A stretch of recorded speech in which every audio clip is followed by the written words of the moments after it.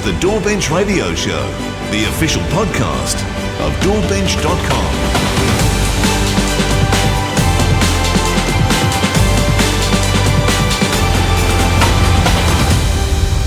Welcome to the first DAWbench Radio Show. I'm your host, Curigliano of AAVIM Technology in Melbourne, Australia, and I have my co-hosts, Leon Herbers of XI Machines in Hamburg in Germany. Leon. Hello there, XI Machines, yeah. And we have Pete Kain from Scan Pro Audio in Bolton in the UK. Yeah, hello. Welcome, gentlemen.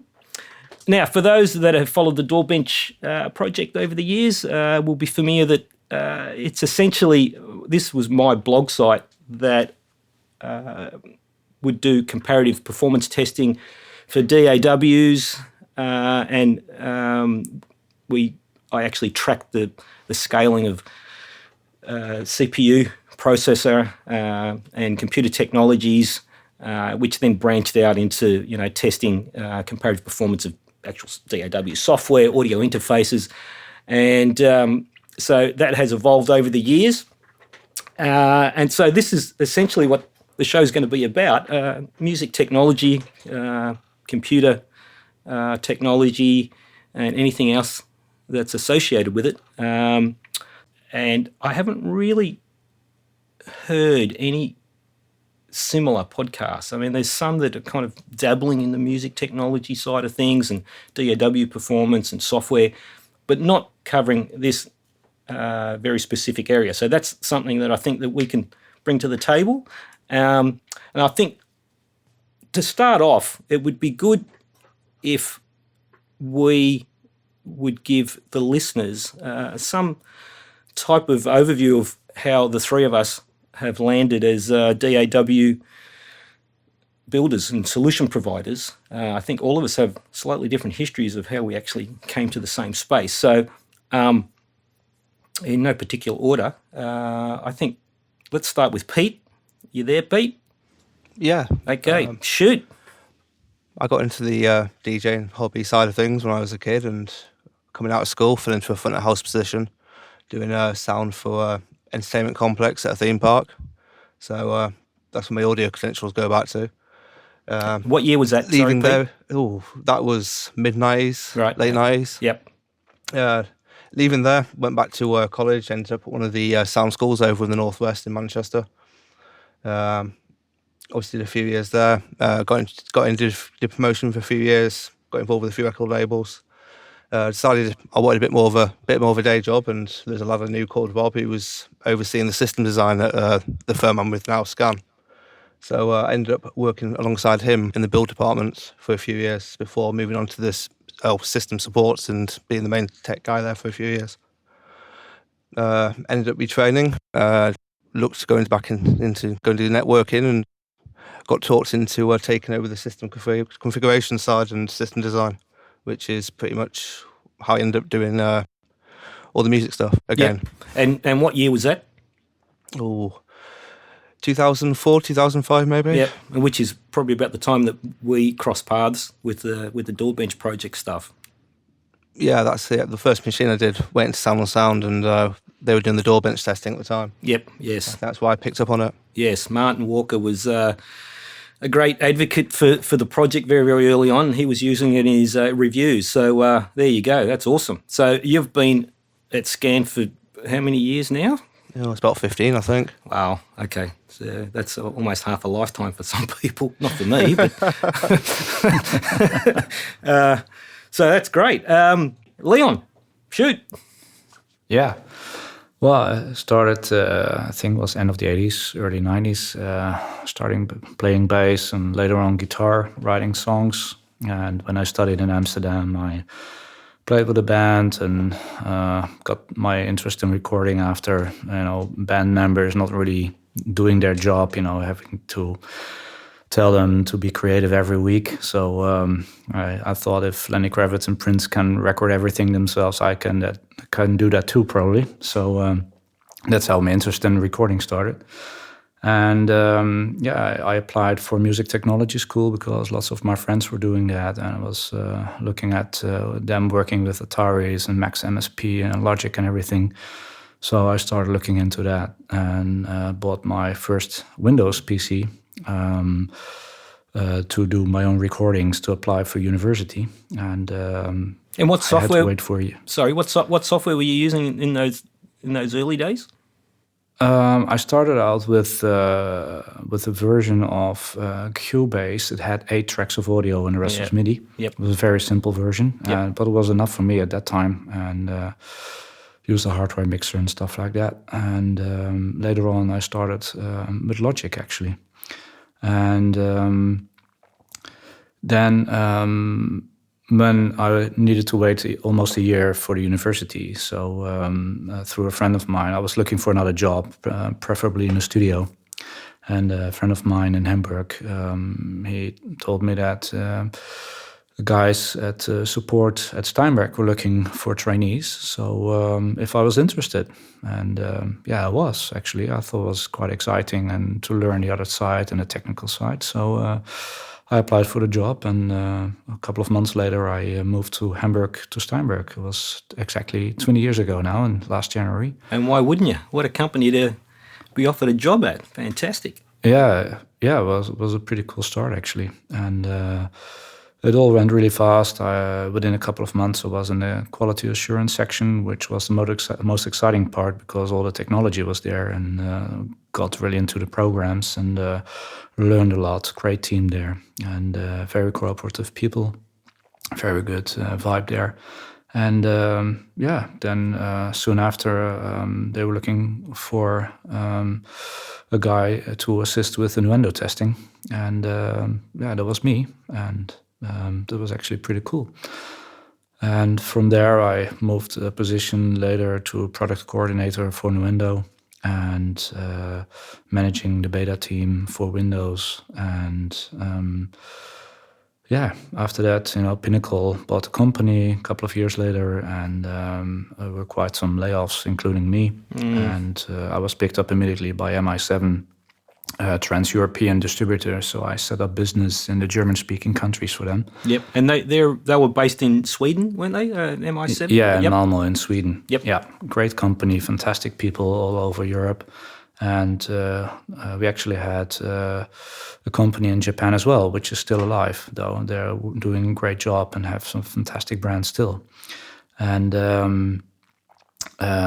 worked a couple of years there. And at some point, I decided to go into another challenge and set up my own company and doing some distribution of my own. I've been distributing things like Nuendo and Wavelab and Drumcore, as well as SSL outboard gear in Germany. And it was a pretty cool phase of my life, actually.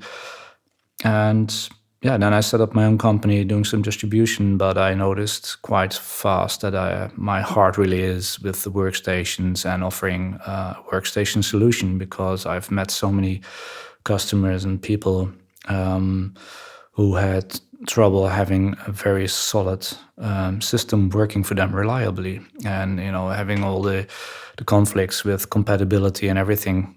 And I thought, well, I know quite a lot about it. I built a lot of systems as well in the Steinberg days, and all the testing machines and demo machines for trade shows, all that kind of things, and had my experience there. And I decided to work together with Xi Machines. I've been working with Patrick, the owner, in the studio in my first year while I was working at Steinberg. I've been working in the studio with him. Right. So I knew him quite well. And he set up the company a couple of years before. So I decided to take their machines and offer an extra service, the whole pre-installation stuff for the composers and people recording bands and everything, and just setting everything up, because most professionals don't want to be bothered with all that work and doing their homework about it. And it was just they just want to have a turnkey solution. So so that's how I got in contact with Xi Machines as well, and they've been hiring me as well to do some extra testing in the audio field. And we grew together like that. And in 2013 it was That was during my DAW Plus company time. So from 2009 until 2013, that was my company. And then we decided to integrate that into Xi machines. And that was basically for private reasons. I didn't want to be working all day until late in the evening. So that was actually quite a good deal, which I have never regret. And Xi Machines is a fantastic company, great place to work, fantastic solutions, and great customers. So I feel really comfortable here. Yeah, that's awesome. My story is similar in many respects, but because I'm older, I go back into the 80s, and I'm a keyboard player, so I was very heavily involved with this early synthesizers of that time. So I had some Korg Poly 6 and a Korg Monopoly, which is a nice little match pair of a polyphonic and a monophonic synthesizer, and had a Jupiter 8, which was my baby of the time. So very heavily into that, and this was all pre-MIDI.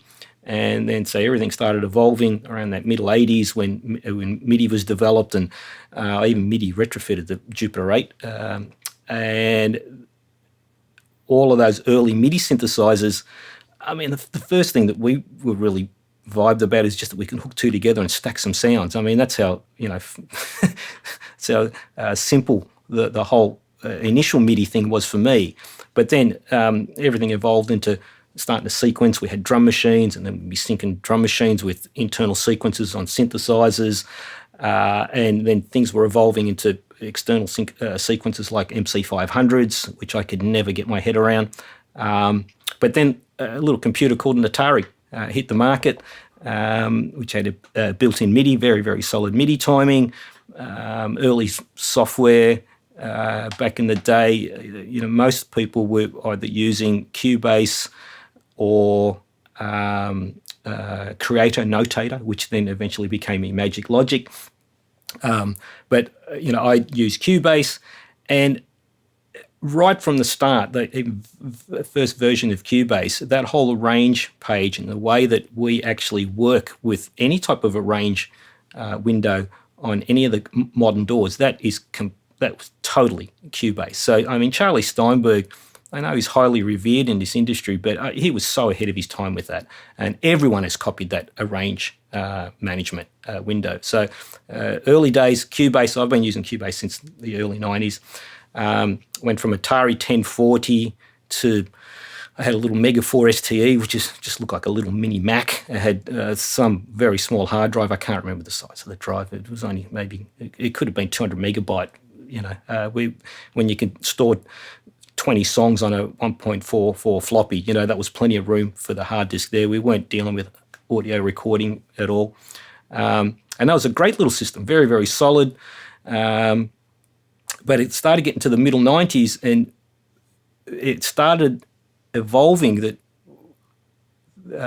you could record audio, that we could record audio, and it started off as stereo tracks or whatever else.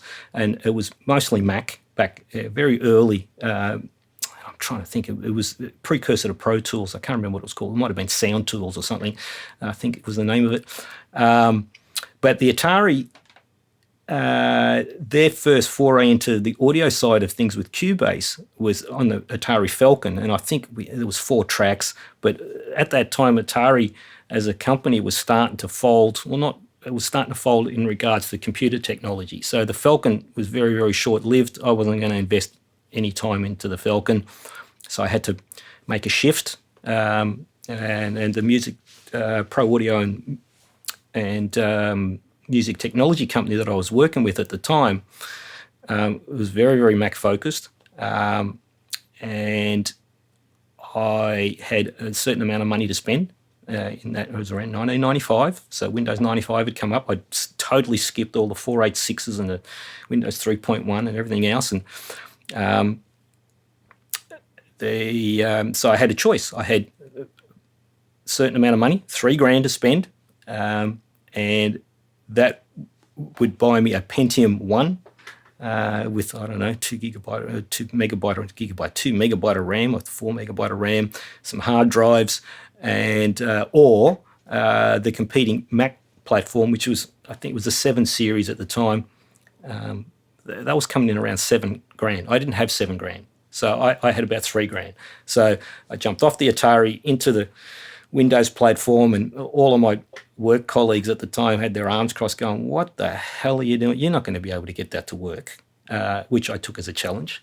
And here I am, 23 years later, proving them wrong. So with that early Windows machines, there was Windows 95, love or hate it. It was okay, It was a bit of a challenge getting those Windows machines solid. There was a lot of I was using SCSI interfaces back then. The IDE drives were not the thing to get much track work done. So they were SCSI, early Pentiums, SCSI driven, with early versions of Cubase and SoundForge and whatever else. And I got these to work and started getting a bit of a reputation for getting these machines to work, and which was pissing off the Mac fraternity to no end. And so that brought me right up to about the end of the 90s and into the early 2000s, where I exited the building of that operation. So I'd been there for, pretty close to 10 years.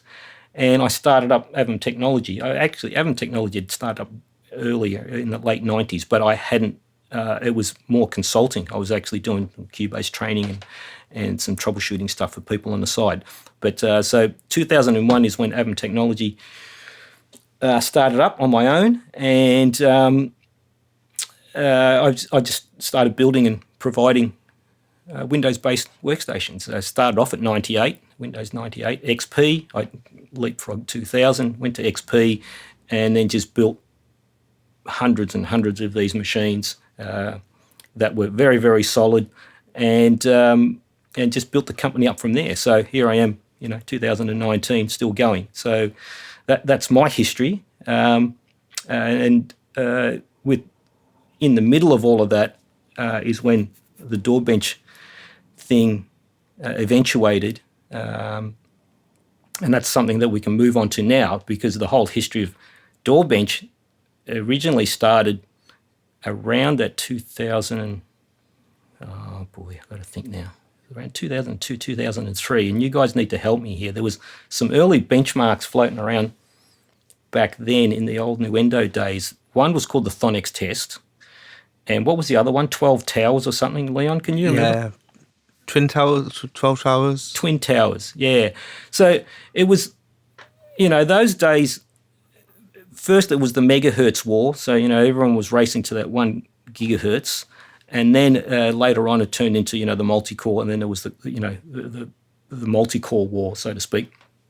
But in those early days at the Nuendo Forum, there was two very distinct camps. You had the Intel, and then you had the AMD guys.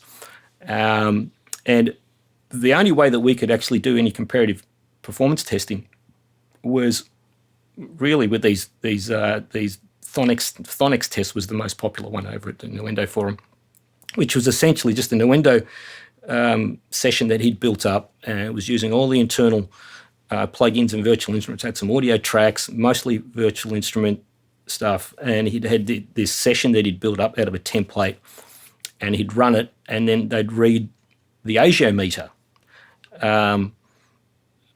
which for all intents and purposes was about as useless as tits on a bull, because it's not really given us, what's the metric? Because the agiometer isn't simply a CPU, even though they called it CPU meter back in the early day. It wasn't a CPU meter. It was actually an audio efficiency meter. So there was other variables, very highly dependent on your audio interface as well. Back then, basically though... it's... Sorry, Leon? Yeah, basically it's... basically that agiometer is checking how much overhead still is left in the buffers. Yeah. So it's audio. It's an audio efficiency meter more than a CPU meter. Exactly. So what was happening there is that you'd run the session. People would say, okay, this session is running at 20% on the meter, and the other one was running at 30. So this is 10% faster. I'm going, well, no, that metric's not really weighing up, and it's not really showing us where the actual breakpoint was for these machines. So I decided that I'd sit down and develop a better process where we could incrementally load a session to the point where the actual session broke. And so that's how the whole DAWbench session model came about. It wasn't called DAWbench Universal back then. I was building it out of originally it was out of just a Cubase demo song. I added some sine waves to it, and then I was just loading it with one of the plugins, which was the infamous Magneto. And so, but that whole procedure came about from that, and it's still serving us to today. But it has actually evolved into different plugins and a universal session and what have you. But that early benchmark, I think I called it Blofeld's Revenge or something, or Blofeld's DSP. It was based on a demo song from that everyone had access to, that anyone that had Cubase or Nuendo had access to this demo song. So when when I actually presented that to the forum, I was kind of pretty surprised that I was getting a lot of pushback from the guys that were running the AMDs. They were just refusing to. Well, I know they'd ran the test because it was pretty obvious that they ran the test, but they were refusing to share the results. So I'm going, I don't understand what the resistance is. Just share the results. So I had to kind of work pretty hard in getting a couple of guys that had AMD systems, both whatever they were, Athlon X2s and the Opterons as well. And back then, I don't even think they were dual cores. I thought that we're talking singles or dual singles, and then they eventuated into dual cores and duals, and then dual quads. But these guys, no one was actually stepping up to actually present this data. And I met a couple of guys that on the group that were initially attacking the work that I was doing and just calling me, Intel fanboy or whatever else. And, apparently I was butthurt because the AMDs had the performance lead. And I'm going, look, in the end, we don't really know. Why don't you just run this test and you can feed me back the reports. You can even do it offline. So that's how I ended up getting two guys, one with the Athlons and one with the dual Opteron. And then they started reporting back going, we don't know what's going on with this session, but we can't get it above, say, 60% load without this thing collapsing. And that's when the whole thing kind of took off and got very viral. And once that information started hitting the web, it was getting, quite vocal. There was a lot of people getting quite vocal about it. And then, the accusations were coming that somehow I somehow steered the test towards Intel. I don't know particularly how, considering I kept changing the plugins. But that's how it initially came about, very, very early on in the Nuendo days, Nuendo forum days.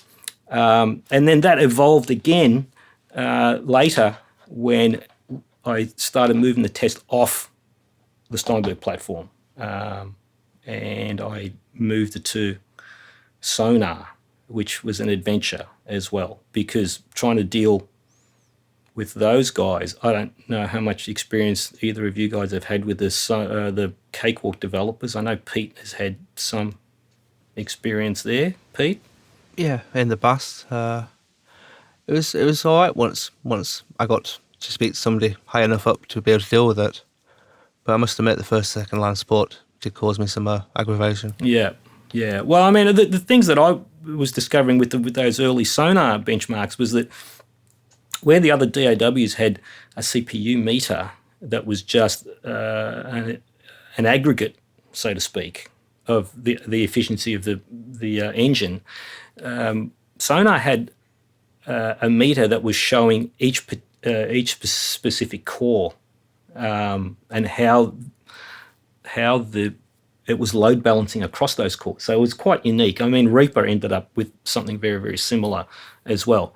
But what became evident with the Sonar testing was that, and at the time, this was around the Core 2, Core Quad era. So I had a quad core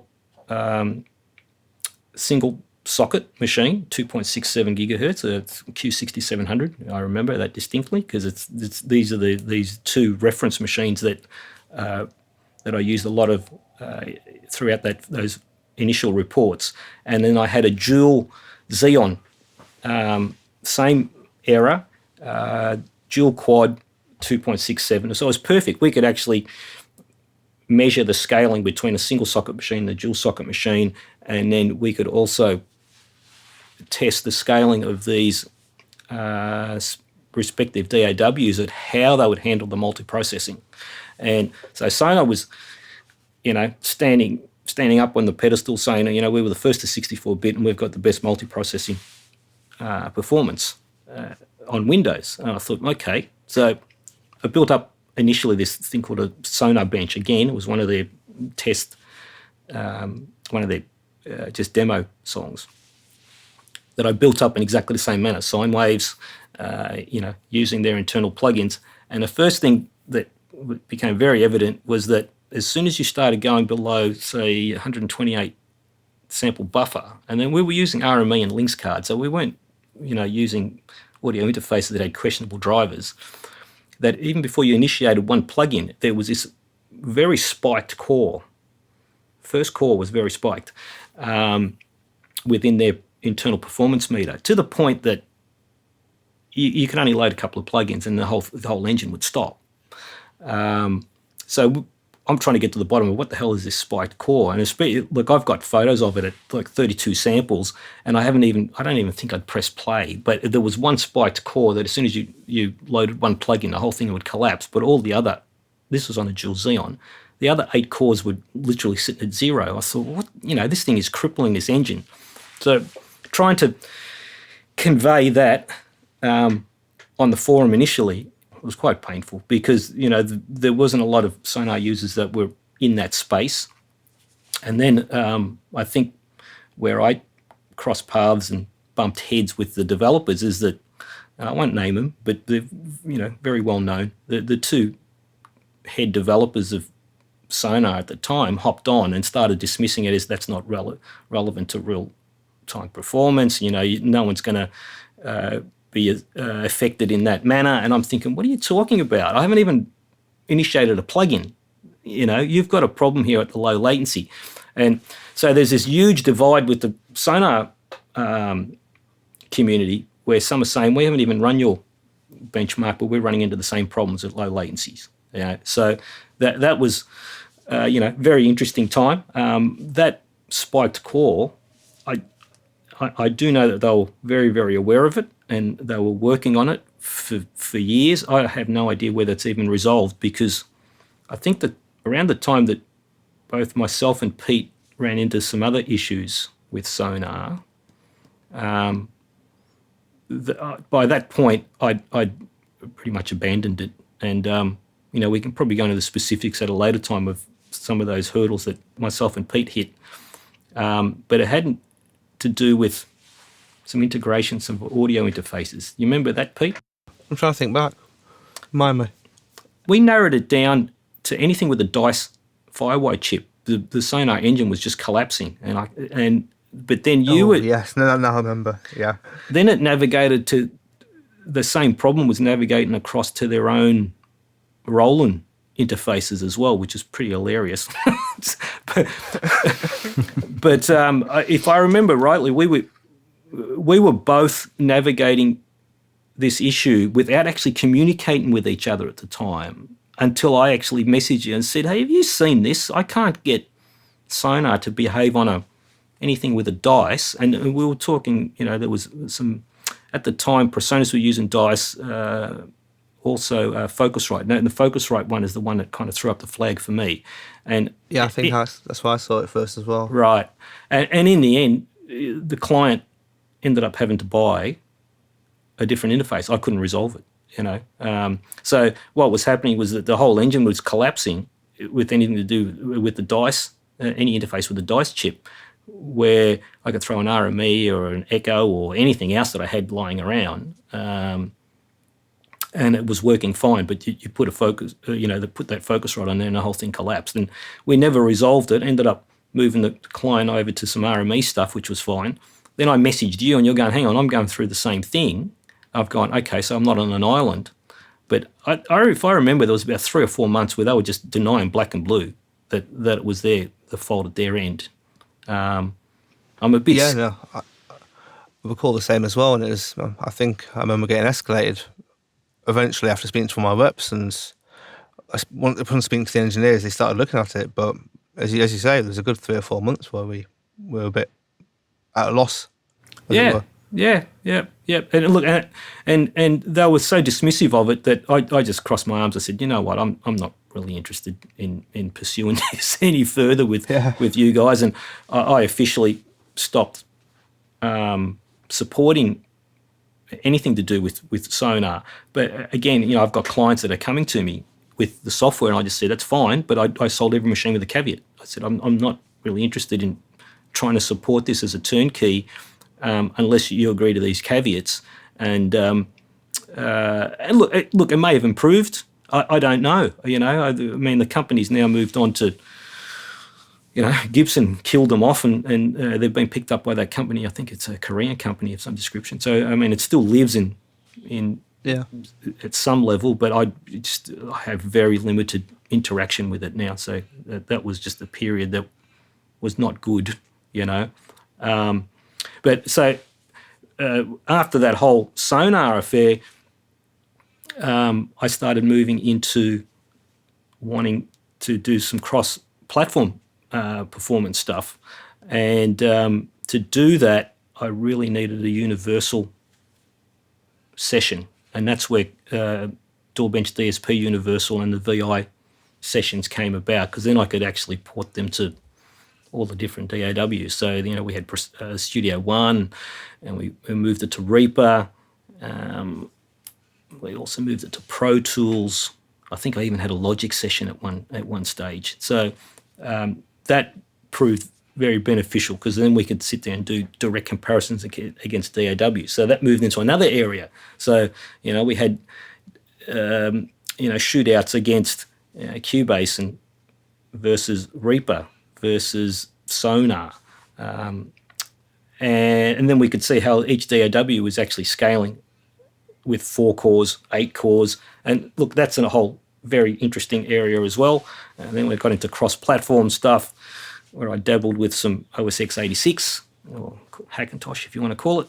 And then Hackintosh. And then that opened up another huge can of worms, because I could do cross-platform performance against various DAW titles, and we were seeing a very distinct performance variable between the two platforms. And yeah, that kind of got reasonably ugly as well, because that was uncovering some underlying stuff with the Mac hardware that a lot of people weren't aware of. But myself and my test partner, which was a friend of mine in Norway, that had a dual Mac Pro, a real dual Mac Pro, and he was cross-referencing my tests. And when we were finding out that,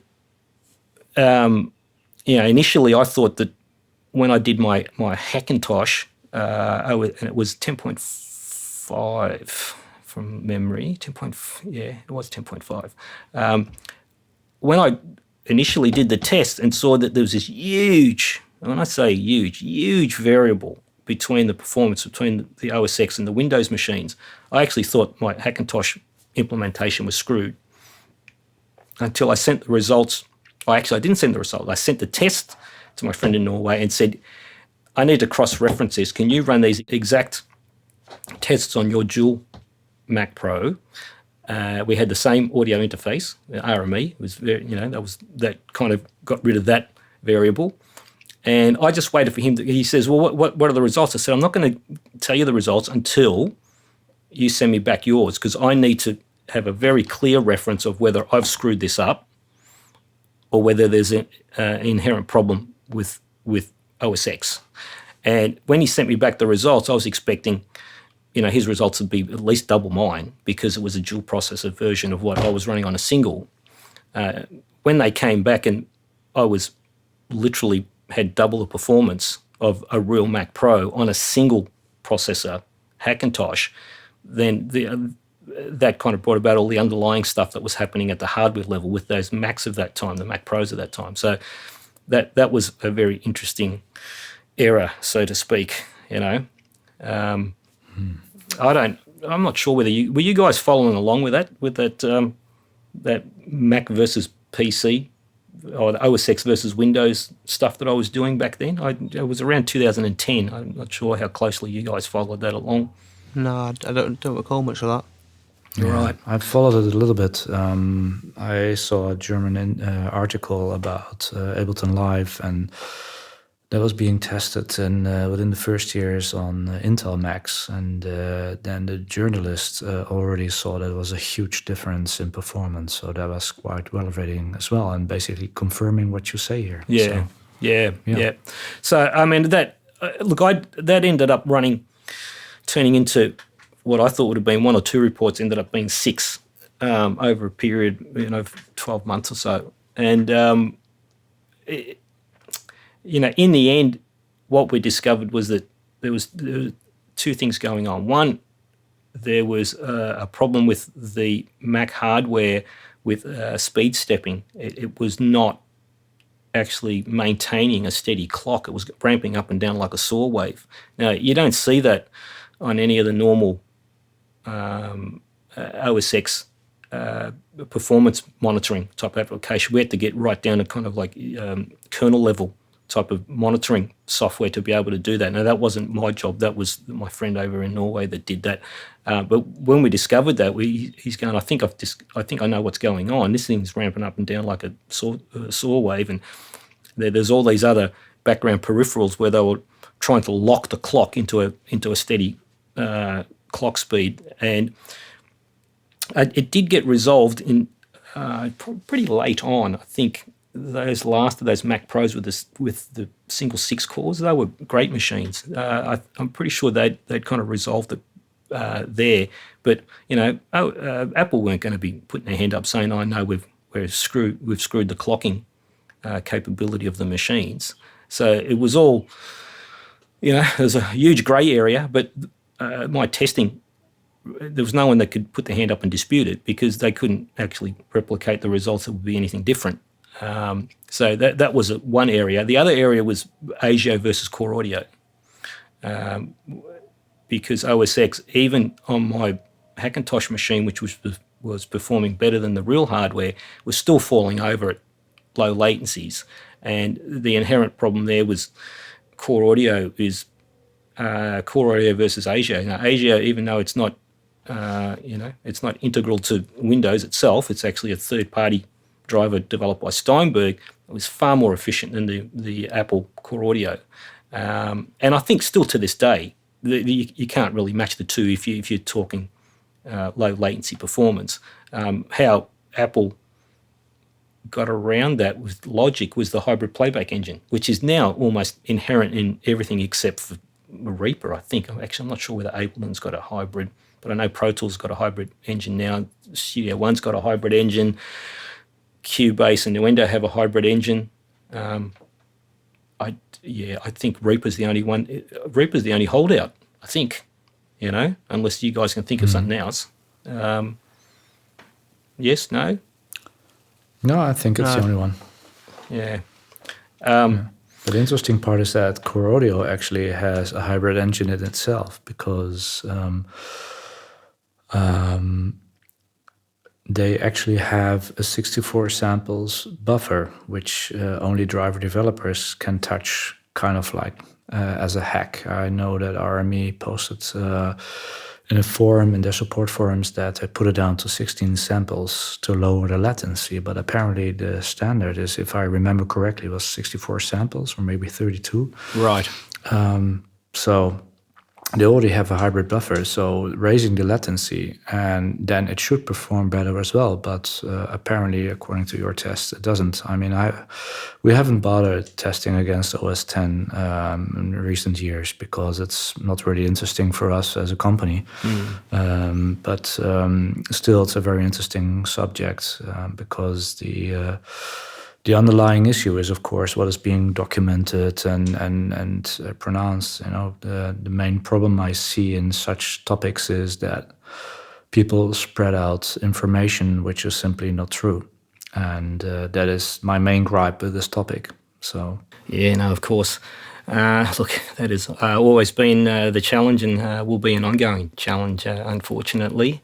The thing with the Core Audio versus ASIO, the one thing that I did approach a contact that I have, close contact that I have at one of the audio interface developers to see if he could give me some insight why, was there any technical reason why there was that the low latency performance of the Core Audio was more demanding. And he conveyed to me, well, he was talking to the guy that wrote the driver, and the one thing that he conveyed to me was that Core Audio per sample buffer makes 5 calls to the OS, where ASIO only makes 3. Now, I'm not a coder, but that to me was kind of making sense, that if the audio driver was making some additional calls to the OS, that's where we were seeing the discrepancy. The thing was that I never got an official confirmation from the driver writer, because it's probably a very sensitive area. So I just had to leave it as a hearsay type of thing. You know, it was passing comment. I put it into the report. It made sense. I think still to this day, no one has really challenged it. Look, I haven't done any direct head-to-head performance stuff on operating, OS X versus Windows, simply because I don't have the facility. But interestingly, we might be able to. I do have an offer for someone that's actually willing to do that with some of the later hardware. So that could be something that we can pass on to a trusted fourth party, guys, so to speak. Now, as far as the DAWbench stuff, with my initial testing, it's kind of broken up into 2 areas, and the 2 main areas now are the continuing tracking and testing of the CPU and the chipset technologies, which is now Pete's area, and I've just splintered off and taken care of the audio interface low latency performance stuff, which I've got my database and I do my initial testing, and I've got a test procedure and I've got a rating system, and that has brought a lot of attention to respective performance of audio interfaces, and who's using third-party OEM off-the-shelf stuff, and who actually develops some good drivers. So that's a good area that I'm kind of covering. Pete, I think, has got the harder job. Pete? Really? Yeah, well, I think you have got the harder job now, mate, because it's just constant, For me, with the audio interface stuff, it was very hectic right in the early days, and there's probably about 40 interfaces now, but it's slowed down a great deal for me. You're on the treadmill every couple of months, it seems. I guess it feels like it, but man, when was the last series of chips released? I think last November. We've got some during the next couple of months, but it seems to be a quiet year this year, if anything. It's quieter, yeah. Quieter, yeah, I guess so. Yeah, well, I think, and you've got access to both platforms, which is good, where I'm kind of still more got my head space in Intel eco space. I think Leon is very similar as well, where you've got access to both platforms. So it makes sense that you're the man to be doing the CPU testing. If you want to give some insight on what actually happened, with the last series of testing you did, because it brings in the subject matter of how many cores, or how many logical cores these DAWs can actually successfully thread to. And the word thread is, a bit of a stick. Conversation. It's a bit of a conversation continuing. But anything above 32 was my understanding that Cubase really couldn't manage anything above 32. I know VEP can pretty much handle as many cores as you can throw at it. Wasn't there some issue with Reaper that you were speaking to? Reaper, yeah. you can raise it above the default label 32, and it will balance. But I was finding that as soon as you get into about 40, maybe 42, it started to, I don't know, you did start to lose a bit of overhead going in. It was starting to trip over I'm itself. not quite sure what's going on there. Yeah, absolutely. Same with Pro Tools, by the way. Pro Tools has unlimited amount of core support, but when you go over 32, it becomes slightly weird, to be honest. It does offer more performance, but it didn't make the impression that it was very linear as up to the 30-second core. So Yeah. Look, and Pro Tools had some other issues to navigate with its multi-processing stuff. I kind of discovered that even with my DAWbench test, where it had multiple DAWbench VI, where we had multiple instances of contact, and each instance of contact has 16 instruments, and you could run it in Cubase or Reaper, and those individual 16 instances within, those 16 instruments within one instance of contact would thread across the logical cores, depending on track. Pro Tools wasn't doing that. Pro Tools could only assign a core per contact instance. So just the perfect example is that I only had 4 instances of contact in the Pro Tools test, where with the Cubase one, I'm trying to remember, where did we get to, Pete? I think, we had to keep building a bigger boat. We got to 3,200 notes of polyphony, and we kind of gave... It was the last one, yeah. Yeah, we gave up. Where Pro Tools, I tapped it at like 960. And what was happening was that Pro Tools is another one of these applications where it will show you how the load is being assigned per core, and those instances were not landing on, however many cores you've got, whether it was 12 or 16 or, we're talking logical cores. It was landing on 4, and I'm thinking, well, what the hell is it doing there? And what exactly it was doing was that it could not thread, multi-thread to those individual instruments within contact. And this is something that I spoke to some contacts that I have at Avid, and I've been assured, I haven't tested it yet, that the latest version of Pro Tools 2019-5 has actually amended that.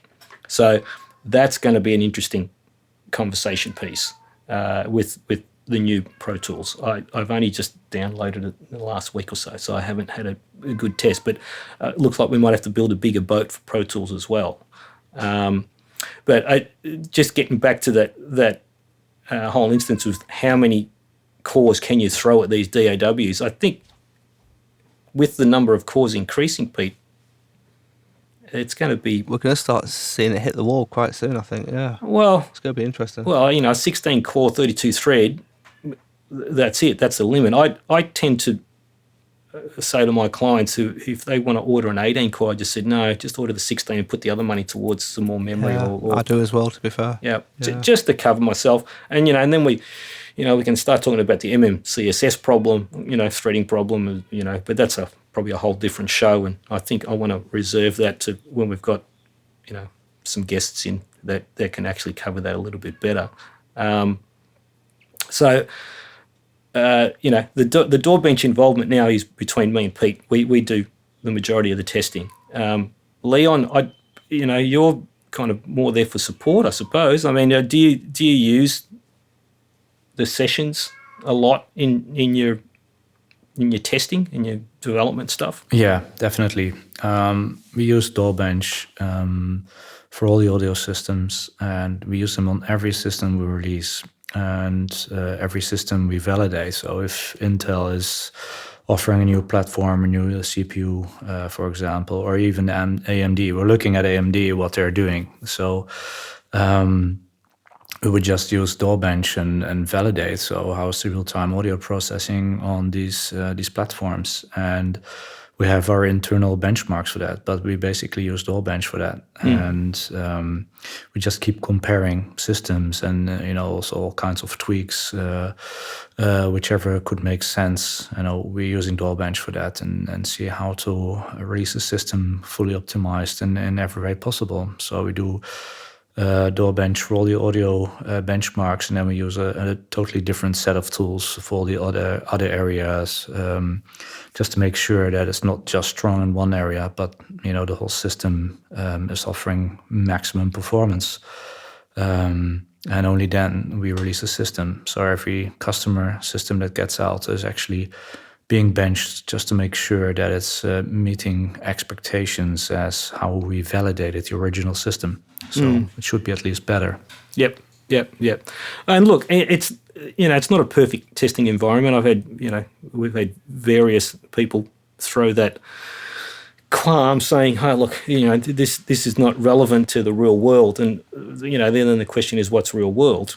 It's never going to be completely 100% relevant to a working session, but it's the best we've got. It is an empirical test, and it's designed to actually test the hardware and the software at respective latencies, at respective working latencies that people like to create at. So in that instance and in that respect, it works very, very well. How it directly correlates to the real world, well, then that's, how do you measure that? But for me, and the feedback that I've got from the clients that are using these machines in the real world, it is quite reflective. So again, it's not perfect, but I haven't really come up with a better idea. I've had a heap of people, complaining, saying, they can come up with a better procedure, and I'm open to ideas.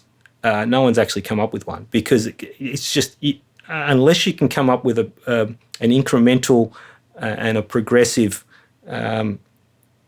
method to increase the load, it's not going to make any sense. We're going to be back to reading a CPU meter, it's actually the other way around, because the thing that would be more real world than DAWbench is basically DAWbench with a host of random plugins going around, which is totally impossible to make an empirical test. But the real world part would be if the master insert the master insert slots were filled with nonlinear EQs and lots of oversampling and heavy bus compressor and a fat limiter, multiband, whatever. And that is what a lot of people do. And one can ask themselves if that is a good thing to do while you're mixing. But the thing is that is basically really messing up your performance, the performance of the system, because these master inserts have to wait for every buffer of the audio interface until all the tracks and the sends and groups and buses are done being processed within that buffer time. And then if you're lucky, you have some time to do those master inserts. And that's where a lot of people actually think, so why do I have such a poor performance? Yeah, well, maybe switch off 5 of your 8 master inserts. Yeah. Well, or they'll sit there and they'll land a whole stack of plugins onto one track, and they're wondering why one core is spiked, Look, there's a lot of, and again, the operating systems that we're dealing with in the DAWs, they're not, they kind of work in spite of the operating system, because the operating system is in no way designed for low latency real time. No way, neither of them are. So the DAWs, it's pretty amazing the performance that we get out of them, and it kind of works in spite of the operating system. But the way that it actually multi-threads or assigns cores, a lot of people don't realise it's per track. They do it per track. They just think that, there's all this processing being thrown at it, and the OS X or Windows task schedulers are going to just sit there and magically assign these things to the available cores. They don't realise it's actually per track. So that's another, interesting avenue I think we can explore. But it still comes back to the fact that, we're still really limited to about 32 logical cores. And now, and Apple have actually announced that, Logic has been up to 56, which just coincides with this new Mac Pro thing with 28 cores. So that kind of makes sense. But how well that's going to work, we don't know. So I don't know how many audio people are going to be buying 28, 28 core Mac Pros, probably mortgaging their house to get one. And you can wonder whether it's the smartest CPU to buy, because I think we all, the three of us agree that core speed is very, very important for low latency, because you need more headroom to catch the spikes. And the more cores the CPU has, at least with the models of the last couple of years, the lower the clock speed becomes. And this is not necessarily beneficial. It really depends on how you work. I mean, for post-production, for example, if you have hundreds of tracks, but you mainly use like some of the internal Pro Tools or Nuendo plugins here and there, then it's absolutely no problem. You can work with hundreds of cores, which are relatively slow and should still work fine. But if you're doing music production, electronic music production or composing, and you want low latency, of course, to have the best possible recording feeling, so to say, of playing an instrument live. And you have some heavy sampling instruments in there, and you probably have some inserts running as well, some nice reverbs. Then you really need that core speed as well. So that's why I think that we won't see many of those 28 cores in the audio industry. Or actually, we will see quite a lot of them, because many people don't realize that this is something to think about and just buy the fastest that money or their money can buy. Yeah, I think that they're going to be relatively price prohibitive. I mean, I know where my sweet spot is with my clients now, and where people think the sweet spot's 8 core, it's not. I mean, the most machines that I'm selling at the moment are 12 or 14s, around that 12, 14 core. So it is an interesting area. And I mean, the software's just going to catch up. I mean, for years, the CPUs were being exhausted by the available software, and now it's almost a complete role reversal. So it is an interesting time. It'll just be interesting to see where it develops. No, it was really interesting what you said there about the software catching up. Actually, I got a feeling that it's not necessarily the way it is, because in recent tests there is a certain software which shows that an older version is running extremely much more effective, for example, for multi-tracking than the current version. And it's like a completely ridiculous difference there. And that's quite worrisome, and definitely something that I'm going to communicate to the developers. But I hope it's simply an error. Yeah, no, of course. Look, I'll be interested to hear what they actually come back to you with.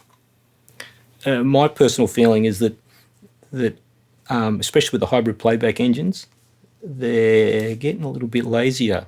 And you can quickly test that if you switch off your ASIO guard, for example, in Cubase, and you do your DAWbench, whether it's VI or DSP, and you run it up against Cubase 6.5, for example, you're going to find the 6.5 is going to perform measurably better without the high, when it's running on its native latency of the audio interface. That engine was actually more efficient than what Cubase 10 is now, or Cubase 9 and 10. That's masked simply because of the hybrid buffer. Now, the other interesting thing with that hybrid buffer, and I actually know how that the development of that was actually instigated, but I can't go into it just yet. But that hybrid buffer was more so for OS X, because OS X just couldn't handle the performance at the lower latency. It's a direct benefit to Windows as well, obviously, because it's the hybrid buffer is. I thought it was initially 4 times whatever the respective buffer hardware buffer was for the audio card, but it wasn't. I mean, at one point I thought that's what it was, 4 times, right? It's now just kind of like a set buffer. I think there's a couple of different levels, but the default one is about 22, 23 milliseconds from correct me if I'm wrong, but it's around that 23 millisecond point. The thing is, though, that as soon as you track arm and you're input monitoring, or you're track arming a virtual instrument to play live, then that respective track is independent of that hybrid buffer, and you're actually dealing with whatever the audio interface latency is. So, I mean, Leon, you probably know a little bit more than that, but I mean, there has to be some additional buffering going on there to be able to handle and manage that. And that's where Logic used to kind of fall over a bit, in that, you know, they'd be saying, oh, you can run this many tracks at this hybrid buffer playback, but as soon as you track arm something, the whole thing would collapse. I haven't done enough with Cubase, with the later versions, with the hybrid engine, to understand how much of a balancing act that is. I do know that some of my clients that run VEP were having to switch off the ASIO Guard engine in Cubase 8 and 9. I'm not sure in 10. So, but it's not the magic bullet, so to speak. And the other thing that I've noticed as well, that even with the hybrid engine on ASIO Guard, and we're talking Cubase specifically here, that depending on what your audio interface latency is, you would think that if it's a hybrid playback engine set at that 23 millisecond, that the benchmark result would be exactly the same. You would think. But it's not. There is something there's some variable that's interacting, that if you have it set, say, for example, at 32, and you have your ASIO Guard on, you're going to get a different benchmark result to, say, if you've got the hardware set at 256, even though, in theory, you've still got hybrid playback of 23 milliseconds. Do you understand what I'm saying, guys? Yeah, You're getting? Yeah. I don't know if you guys have noticed that, but in theory, it doesn't make any sense to me. I would have thought 23 millisecond playback buffer is a 23 millisecond playback buffer. And if you're not track arming anything, everything is running at that 23 millisecond. Why would you have a variable in your overall performance if you have your hardware set at 32 or 64, for example? Kind of goes against the whole hybrid playback engine idea, because the idea is that you should be able to set your audio interface latency at any buffer that you prefer, and you can still got this huge overhead. But it is impacting to a certain degree. It's not one-to-one, but it is impacting. Have you guys noticed that, or you just haven't really tested it enough to well, it's actually it's added to the hardware buffer. It's not instead of... Oh, it's 23 milliseconds additional? Yes. Okay, I've just learned something. Very interesting. Look, and that just leads into the fact that not all these hybrid engines are created equal. Studio One, for example, they introduced the hybrid engine at version 4, I think it was. That's not kind of playing nicely as expected in a lot of respects, and the performance, especially on high core machines, was extremely detrimental. I've had a few clients that had to jump off Studio One simply because they couldn't get any type of respectable CPU overhead or performance overhead on these larger core machines. We're talking 12 core machines, and we're not talking large virtual instrument template composers. One of the guys that I know that was having a significant problem with Studio One he's actually a mastering engineer, and he may have had, the album that he may have been that he was mastering was not in one track. It may have been in multiple tracks. Had individual stems, but he had a mastering chain, that he would use, and he was showing me, screenshots of this where he had a set mastering chain. He'd been using Studio One since version whatever it was 3, and it would be using on this 12 core machine, let's just say, it was like 25%, for example, overall CPU. So it was well within its headroom, or even 40 or 50%, it was fine. When it went to version 4, exactly the same session and the same mastering chain, all of a sudden his clipping, the whole thing was just falling apart. And so we were talking 85, 90% CPU. The whole thing was just not able to function. We're not talking a huge session. We're talking a mastering session with a chain of mastering plugins that were reasonably heavy, but the whole thing was collapsing. And to the point where I talked him into going to Reaper, believe it or not, and he's just going, I can't go there. I can't get my head around it. He rebuilt that mastering session in Reaper, and it went from what he was experiencing, it was like, in the 80s, and it dropped down to between 20 and 30%. So that is just massive. And from my understanding, it had something to do with that new hybrid engine they'd introduced. I don't know what the exact issue was. They have acknowledged this. They have acknowledged it? There was an update just before the weekend that claims big improvements to the CPU usage again. I've not picked up a copy yet, though. That was the 4.5. Was that the 4.5 release or the 4? Because they did say catch that. They did say that there was huge increase in performance using virtual instruments with multiple outs, i.e. contact, because they wasn't threading nicely to contact either, from my understanding. And they were claiming 70% performance for their internal multi-part synth. The name escapes me now. And they said about a 50% improvement with contact. Interestingly, that rings some bells. Yeah. Interestingly, though, it didn't fix the multiprocessing, or didn't it fix the CPU overhead usage or the spiking. Actually, it wasn't spiked. It wasn't spiking. It was actually staying up at this massive overhead usage of CPU for those guys using these respective plug-in chains. So that was in 4.5. So they didn't fix that. They did claim that they got some more performance out of the virtual instruments, the multi-part virtual instruments. Okay. But the CPU thing, I think, is still the verdict is out on that. I've been monitoring their Facebook group. There doesn't seem to be any consensus of what exactly is causing it. But I do know that there are, once you go, it's actually happening more for people that have got higher core counts on their machine.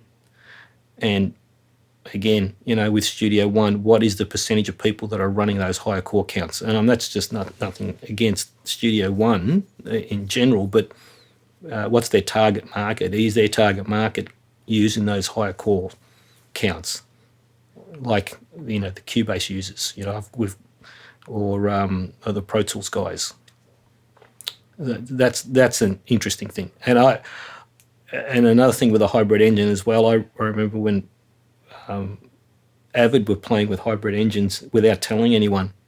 It was around version 11.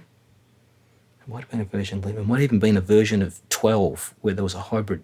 And I tried to run a benchmark test. I was getting exactly the same result. Doesn't matter what buffer setting I was setting to the audio interface. And I went, hang on, there's something cooking here. But then it disappeared on the next version. So there was a build where they were mucking around with a hybrid playback engine without telling anyone. I think that might have been 11. I think I remember that. Was that 11?